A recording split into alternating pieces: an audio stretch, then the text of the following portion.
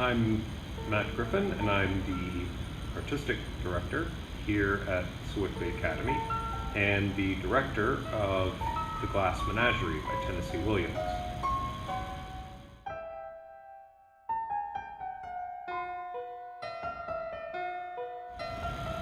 To me, Tennessee Williams has always been a playwright that finds the lyricism present in American English and in particular in Southern dialect.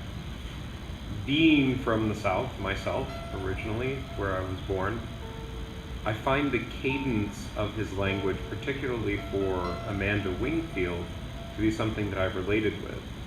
And on a personal level, I've related with Tom since my own high school experience.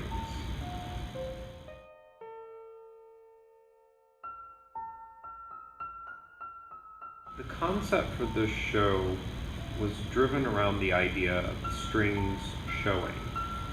And by that we mean you know that you are seeing, in fact, a play.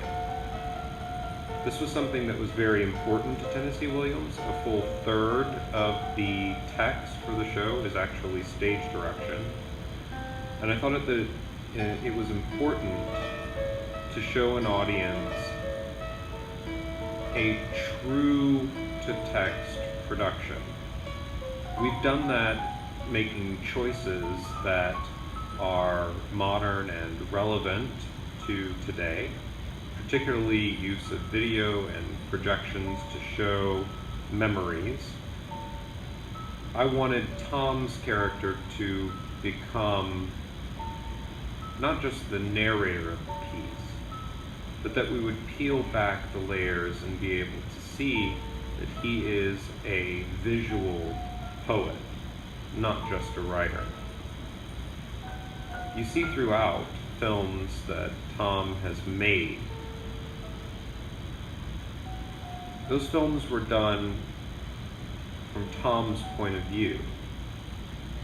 It matches the show itself. We see everything through Tom's point of view. It's interesting because Williams actually gives us several scenes that Tom is not in, but if it is a memory play,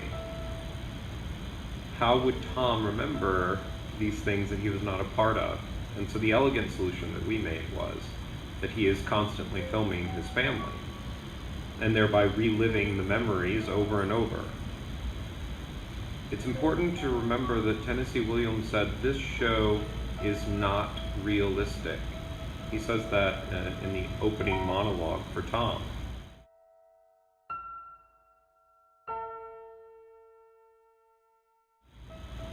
One of the more interesting aspects of this show is that this is Tennessee Williams' most autobiographical piece.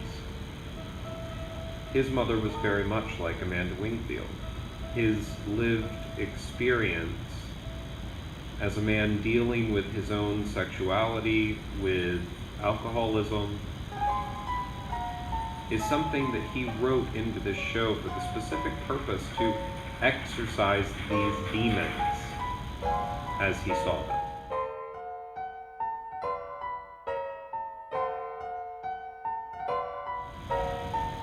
You will see that the play is set in a sparse setting. The reason behind that is that we want the actors and thereby the characters to be the sole focus of the piece.